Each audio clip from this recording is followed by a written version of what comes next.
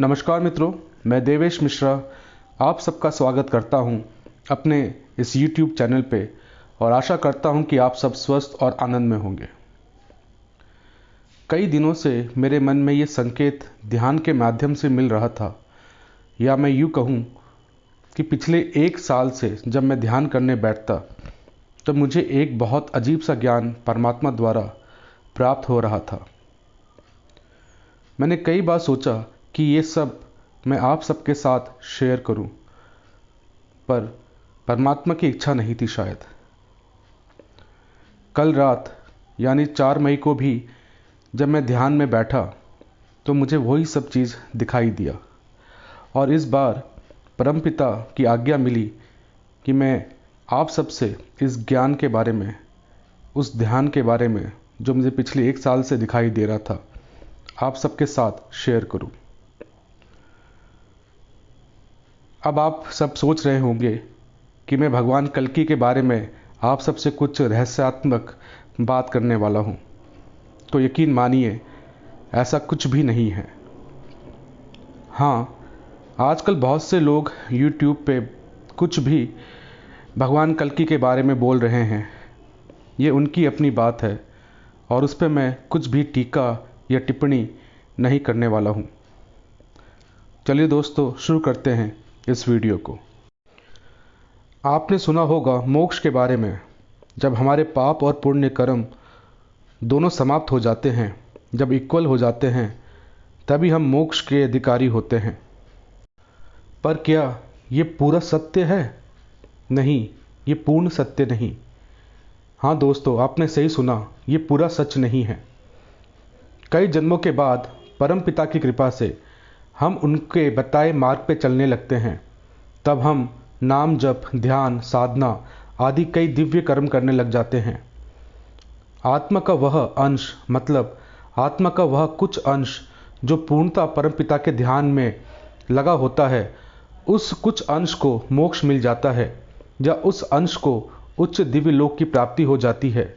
पूरी आत्मा को नहीं, क्योंकि हमने जीवन भर में कई ऐसे कर्म किए होते हैं जिसको हमको फिर जन्म लेकर भोगना होता है, और जो अंश दिव्य लोक में चला जाता है वो भी कभी कभी हमारे मार्गदर्शन के लिए सूक्ष्म रूप से आता रहता है। हमारी आत्मा सिर्फ इस समय पृथ्वी लोक में ही नहीं, बल्कि कई शहर, कई देश के व्यक्ति विशेष में एक साथ एक समय में विराजमान होती है। और हाँ, कुछ दिव्य लोक में भी कुछ अंश को मोक्ष भी प्राप्त हो चुका होता है।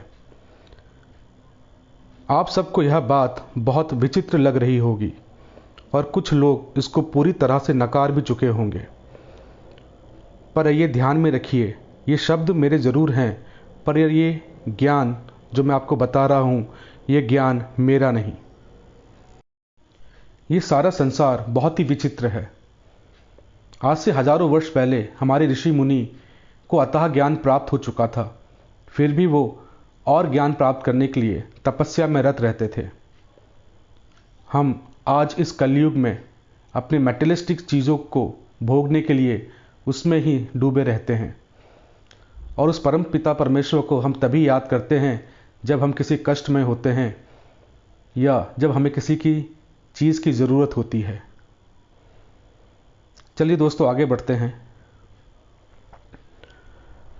हम जब एक खास समय उस परम पिता से पूर्णता जुड़ जाते हैं, तो आत्मा का वह खास अंश पूर्णता जागृत होता चला जाता है, और हमारे शरीर छोड़ने के बाद हमारा पंच तत्व शरीर धरती, आकाश, वायु, अग्नि और जल में विलीन हो जाता है।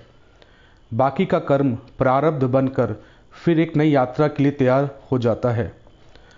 पर उस समय और उस तत्व का क्या, जिस तत्व ने, जिस आत्मा के खास अंश ने उस परम पिता को भजा था, उसका ध्यान किया था, नाम जप किया था, तपस्या की थी, वह खास अंश, हाँ दोस्तों, वह खास अंश दिव्य लोक की ओर प्रस्थान कर जाता है।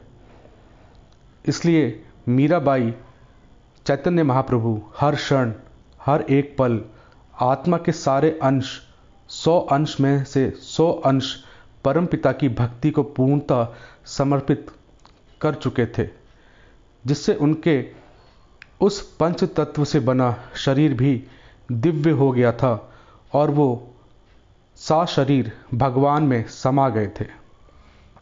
ये बात हम सब जानते हैं।